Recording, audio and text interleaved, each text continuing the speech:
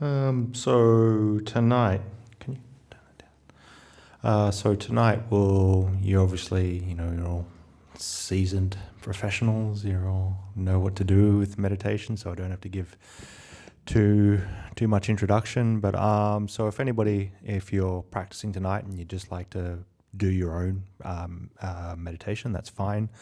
I'll give some instructions throughout. Follow them, don't follow them. That's totally up to you. But we might do something a little bit different tonight, where that's some people quite like. Some people have a little bit of problems doing, maybe not problems, but challenges doing, and that's doing what we call mantra-based meditation. So usually with a mantra-based meditation, you're just repeating a word or a phrase over and over in your mind. You can sort of move it throughout the body and all these different kinds of things. So we're going to play around with that a little bit tonight. Again, if you just want to do your normal meditation, that's fine. Don't have to follow it. But it's nice if you do want to follow along to essentially pick your own mantra of something that resonates with you, something that you find has some kind of personal meaning. Now, this can either be just a single word, it can be a phrase, it can be something that has a personal meaning for you that you want to do. Maybe, say, for example, something like peace or let go or stillness or drop everything. Whatever it actually is, you can use that. You can use something more traditional like Buddha or Om or something like that. So it's really up to you. So we'll practice tonight, sort of using the mantra and using it in some different ways. And again, if you want to follow along, you can. If you don't want to follow along, then that's your business. I can't control what goes on in your head. So yeah, what are we going to do? Okay, so with that, we'll get started.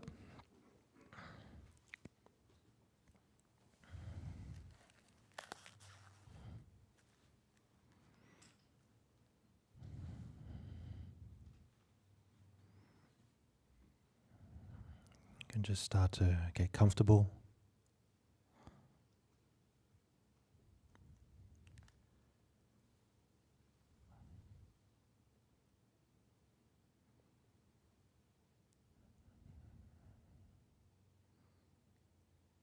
Take a few deep breaths and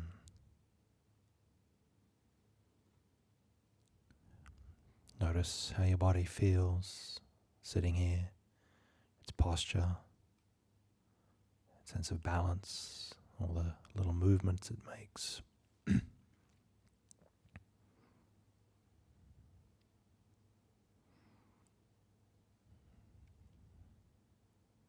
there's any tightness or tension anywhere, just see if you can release that and relax.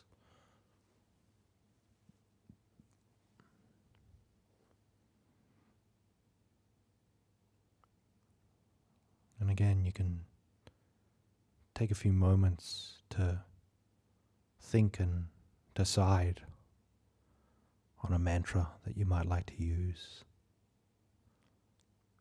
Again, it can be a single word or it can be a whole sentence.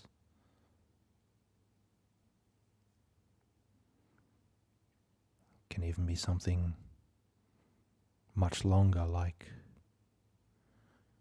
the recollection of the Dhamma, the chant that we do, or the whole chant of the Metta Sutta. Just take a few minutes to decide on that.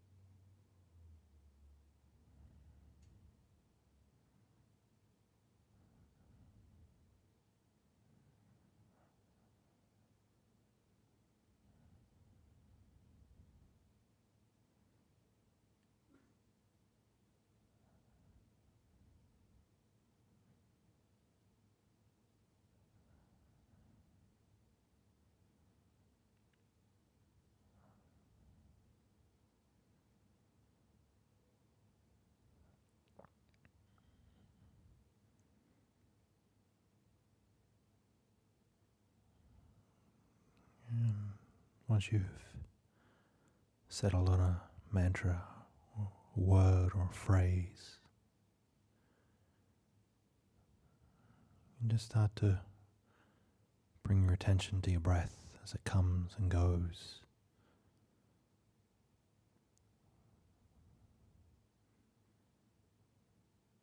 You can notice it in the stomach region, in your belly, as it expands and contracts.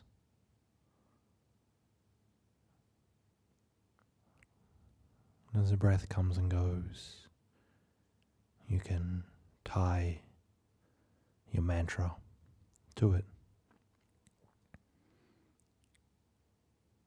So if it's a single word like Buddho,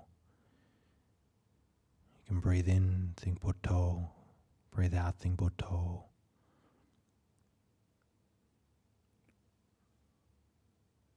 Or if it's two words like let go, you breathe in, let, breathe out, go.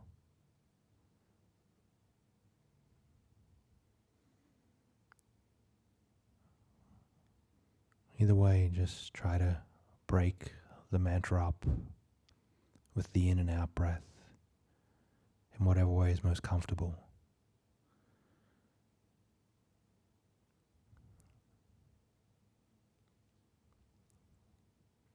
And while you're tying it to the breath, the main point of attention should be with the repetition of the mantra.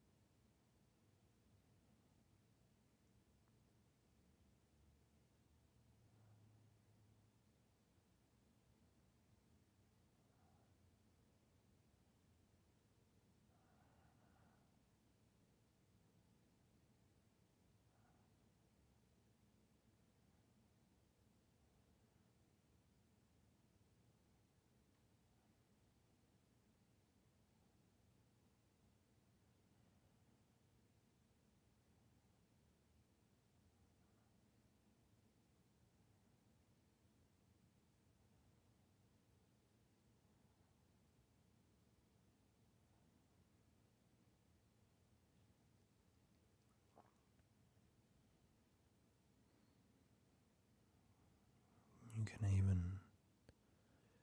switch the pace up with your mantra. You can make it more rapid fire. As you breathe in, you can repeat it a few times. As you breathe out, repeat it a few times.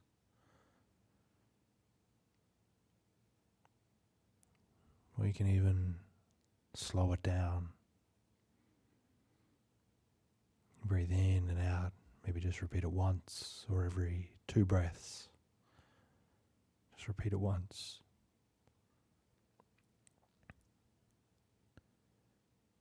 And make it expand and resonate.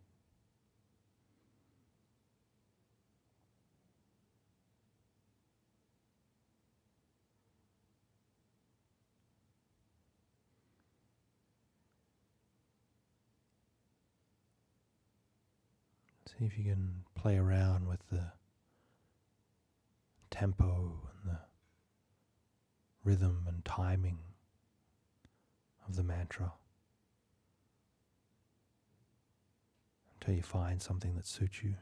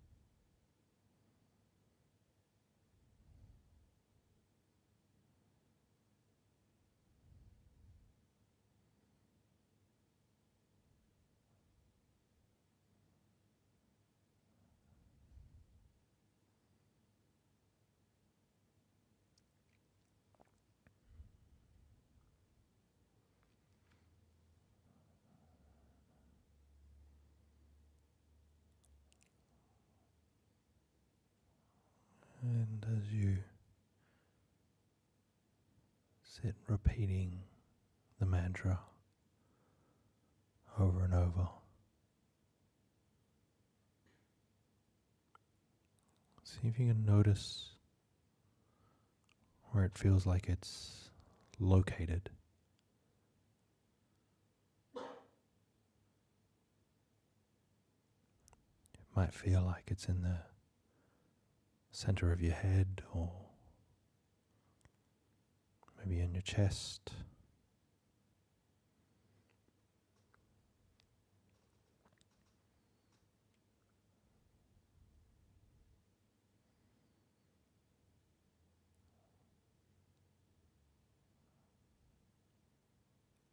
And just see if you can, in some way, shift it.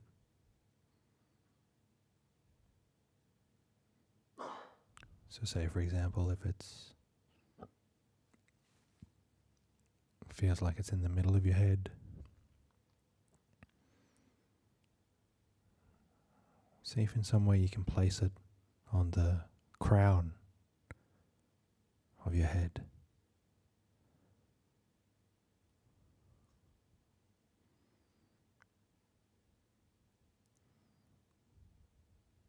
Or in your forehead.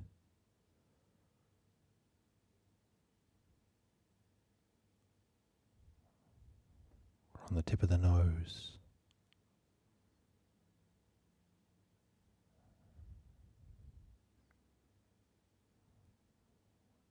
Again, just experiment, play around with it.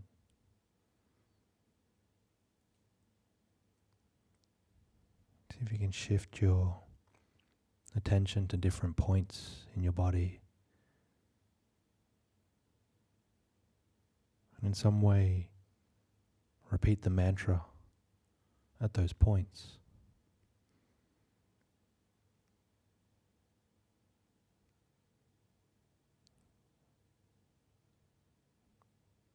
So again, if you were repeating the word stillness, for example, you place your attention on your right shoulder. Think stillness, and place it there. And on your left shoulder, think stillness, and place it there. You can systematically move it through different points of your body, just like you do with a regular body scan. But whenever your attention lands on a point, you can just repeat the mantra at those points.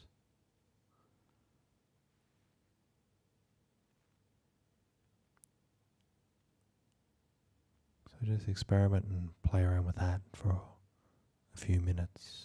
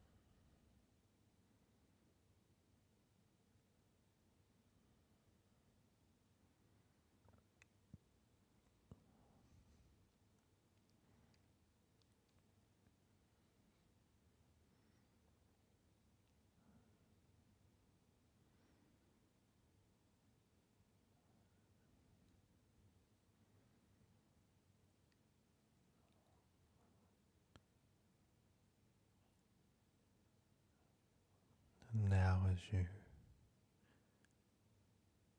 instead of moving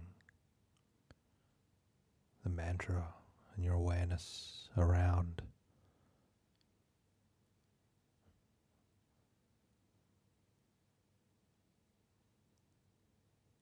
see if you can allow it to rest in one spot.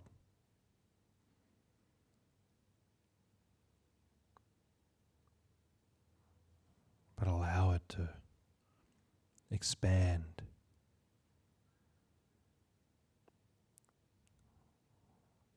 first throughout the entirety of your body,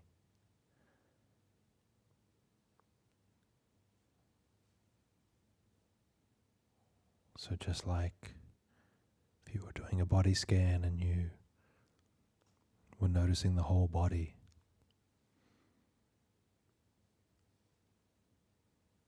in one instant. See if you can allow the mantra to encompass the whole body.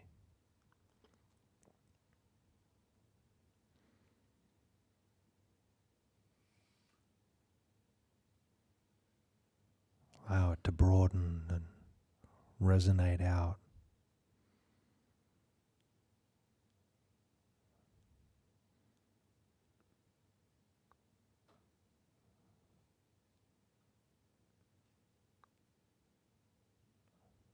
And even expanding to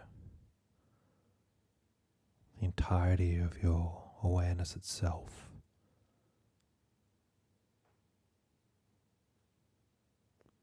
Where your whole field of awareness is saturated and soaked in the mantra.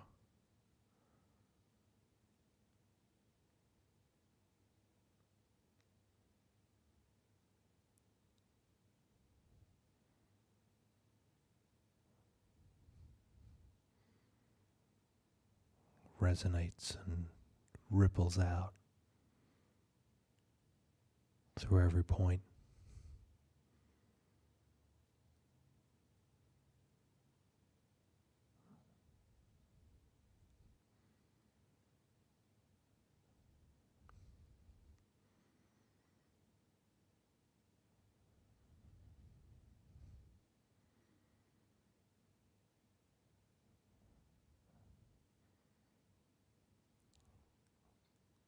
Allow the mantra to fill the entirety of the space of your awareness.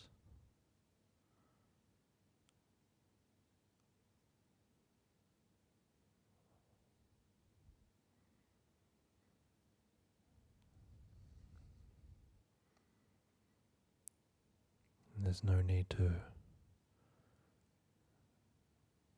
rapidly repeat it. Can just be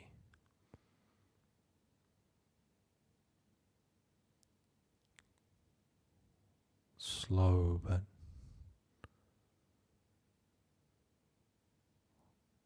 profoundly loud.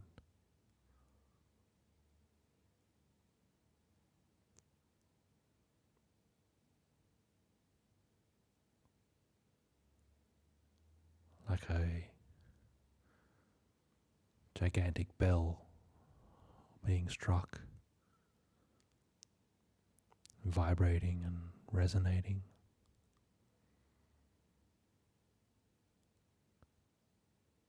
And then when the vibrations of sound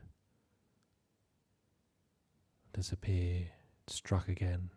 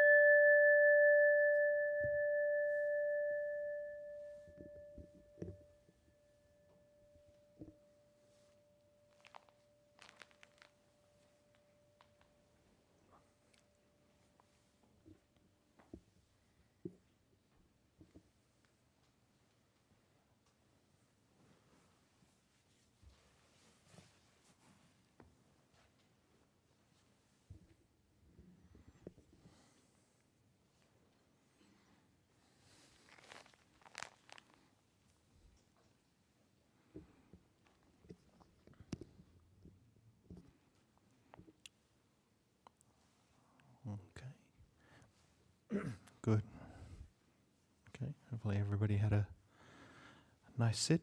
It's nice and quiet here in the hall. Hopefully it was quiet for you at home as well, if you're sitting at home. So pass over to Langdon. It's very, very quiet in the hall. It's good, isn't it? Very lovely. It's great. Sorry to keep on prattling on everyone. So we'll go to, there is an online question, Ajahn. Yep. How do we cultivate constant awareness to differentiate true happiness from fleeting pleasure?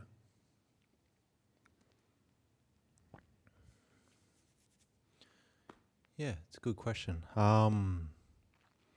So this aspect of actually having constant awareness, this is something that you really have to work up to. It's not like, it's not like you're going to go, okay, tomorrow I'm going to have constant awareness throughout the day, all day tomorrow. No, this is obviously something that you need to work up to a lot. Is it possible? Yes, it obviously is possible to be aware and awake and mindful throughout the whole day. This is a possibility, but it really does take a lot of time. It really takes a lot of effort. It really does take a lot of training. And so that is something to be built up to. So in a perfect world, you would have this constant awareness, and it would allow you to see what's arising, see these states of happiness that are arising that could be a more fulfilling, a more freeing kind of happiness, or it could be and so you'd call that something like a eudaimonic happiness, where this is the happiness and the joy and fulfillment of a, you could say, a spiritually uplifted heart. But then you might have these kind of what you'd call like a hedonic happiness, where that is more of a happiness when you're involved more in sensuality and the kind of inputs from the world. And so what you would probably notice if you're being able to be mindful throughout the day and be able to discern between these two things is this kind of eudaimonic, or this kind of spiritual kind of happiness. It has a kind of a cooling and a stilling quality to it.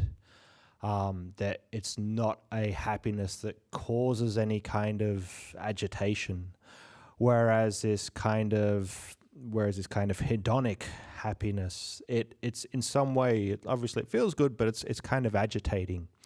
Agitating not in an annoying way, but there's a kind of vivacity and electricity and jitteriness to it to some extent.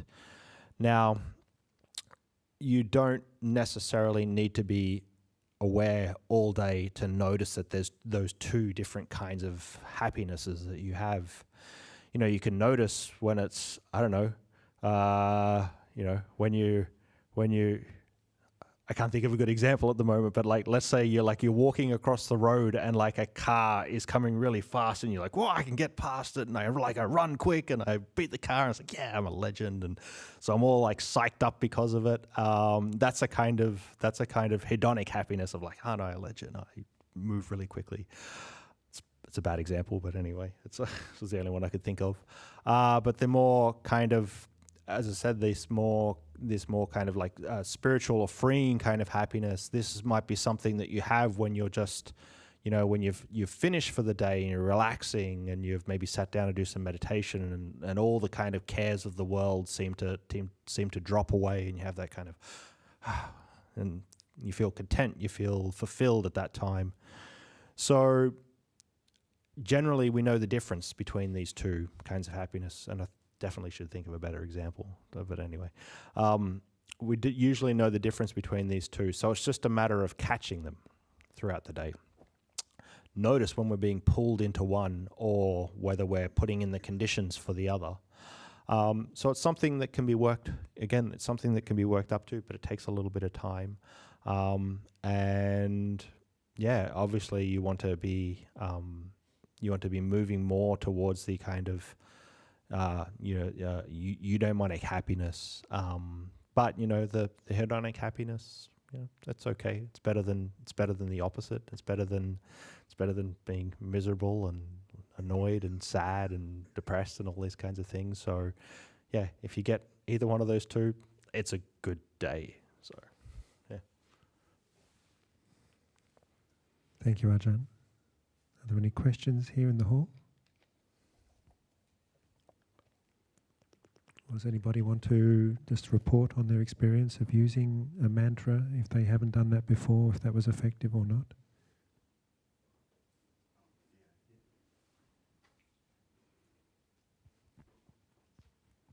I found it very effective, actually. Oh, good. Yeah, nice. really, really Yeah. good. Yeah.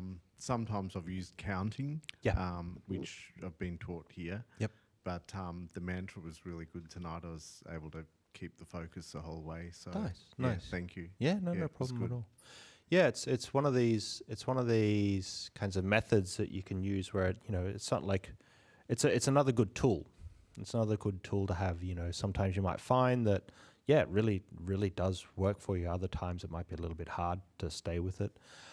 Some people are just really also adept at it, and also find that it's the right thing. It's the thing that sort of clicks for them. Other people find it very frustrating to do. Of like I can't. I'm trying to repeat this word, but mind's jumping all over the place. So they actually get more worked up because of it. But yeah, if you do find it is something that's useful, you can use it. And I think the nice thing about mantras is that you really can play around with them quite a lot, and you really can use a lot of different things for mantras. So even these maybe even like chants that we do, these kind of longer chants, you can use that as a kind of mantra. So it can be a mantra that one round of it takes like 3 minutes.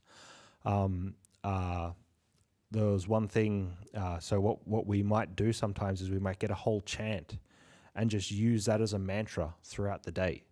So it can be even longer than 3 minutes. It can be like a 5 or a 10-minute chant, and you're just repeating it over and over during the day. I had this period of a couple of months where I was using this a really, really long chant that I'd memorized that lasts about 50 minutes. And I do iterations of that throughout the day. I get lost obviously, but you can sort of come back to it. So you can have like a single word mantra, which is really can be really powerful. You can have like a couple word mantra, a whole phrase, a whole longer mantra, even really, really long mantras. You can really play around with it quite a lot.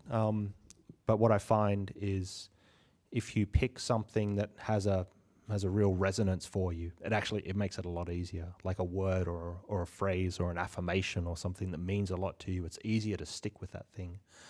So I think they're fun to do. The reason I gravitated towards them so much, doing these long chants, is because I used to play a lot of music, and I memorized albums when I was a kid.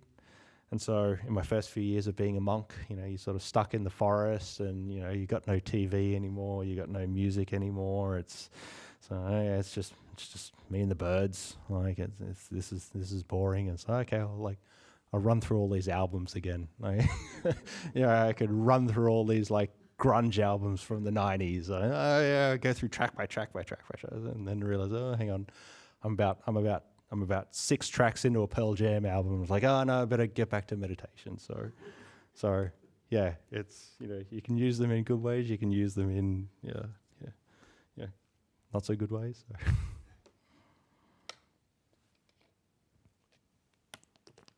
Thank you, Ajahn. Are there any more questions here in the hall? Yeah. There's one over there.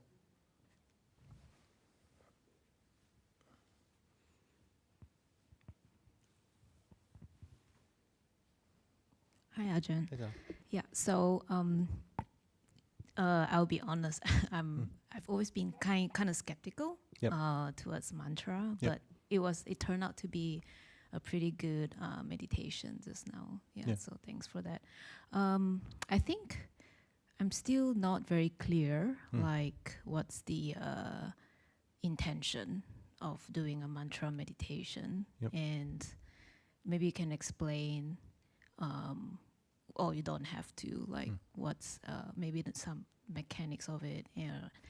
And from my experience it was actually pretty useful, for me to get to the point of, the mind settling down. But when sort of like I was trying to move forwards to, getting to the point of, right before getting to the point of being one-pointed, I find that so I use one word. Yep.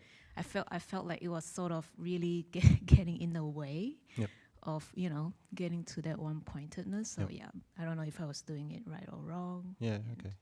Can I just ask why or what you were or are skeptical of with mantras? Like, it's fine. I'm skeptical of many things, so yeah. Yeah, I mean, that's a good question. That's a fair question. I don't know. I just felt like it. I felt like it can be. Yeah. Well, that was before. I felt like maybe it was a crutch or something. Yeah. So and I guess it. And obviously, it can be if you're using it in this way of like a kind of, like the secret positive affirmation kind of thing of like, get a Lamborghini, get a Lamborghini, get a Lamborghini. Like, obviously, there will be a crutch in those kind of situations. But, it can be, obviously, it can be very useful as a kind of meditation object. Now, just to the point of using the mantra and getting to a point where things do start to distill and to get to this point where everything is starting to get quiet, and you said it's sort of like the mantra's getting in the way. The whole point of doing a mantra is to get it to the point where you drop it and things are just still. So the mantra will naturally drop away by itself. When your mind does get to that point of stillness, it'll just sort of stop. It just has to stop. And the way that you try to do it is that if things stop and everything just sort of drops away at that point, then you actually start to notice like the mind starts to ripple again, and you start to think, that was nice. I'm starting to move now. And then you go back to the mantra again, and it can sort of go in these waves of, you only have to repeat it like once or twice, and it just goes still again. And so if you actually get quite good at doing a mantra over and over, you only have to repeat the word like once, and things just go. So it is a kind of, you could say, like a mental anchor or a mental habit that you actually get into, or some sort of like anchorage point where you train yourself so much with a mantra that just the 1 or 2 repetitions of it makes your mind calm. So it is like, so the mechanisms behind it is a kind of habitual training of thought patterns. It's like, training yourself in some way to every time you maybe like see the color green, to like scratch your nose, see green, scratch, like, so it's Pavlovian to some extent. So doing the mantra in this way is you're training your mind to get to that point of calm. Doing it over now, and I've said this around the wrong way, but you could say the intention behind it is to build up a lot of focus, and a very constrained focus. Now, again, there's different methods of meditation that we can use. Some methods of meditation are very like open, and you're just allowing things to come and go. You're being free and open in this kind of way. That's one kind of meditation. If that works, that's fine.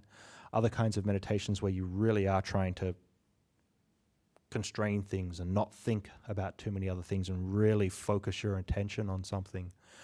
And so a mantra is very good at that because it overrides a lot of the processes that you're having, like the kind of the mental chatter in the mind. So sometimes, just say for example, you're just watching the sensations of the breath. You might still have like mental chatter going over the top of that, but like a mantra can like sort of override that thing, and it can become the only thing that you think about. So it's a way to it's a way for us to, sort of, I don't want to say this in the wrong way, but sort of push everything else out of the way, and you're just solely focused on one thing. And this is one of the best ways to develop, I think one of the best ways to actually develop samadhi. And again, so using that mantra to that point over and over again, and to get to the point where like the mantra will just drop away.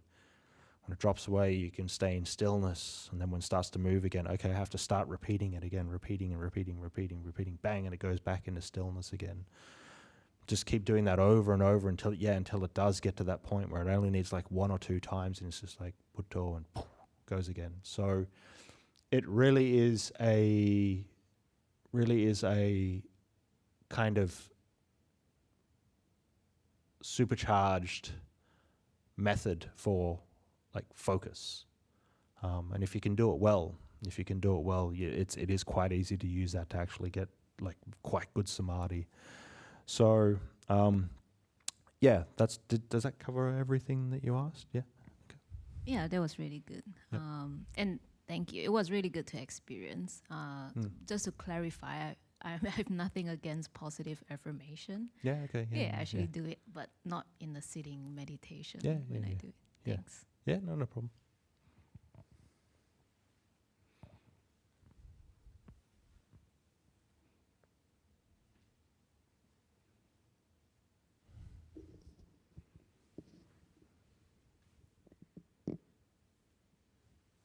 Are there any more questions?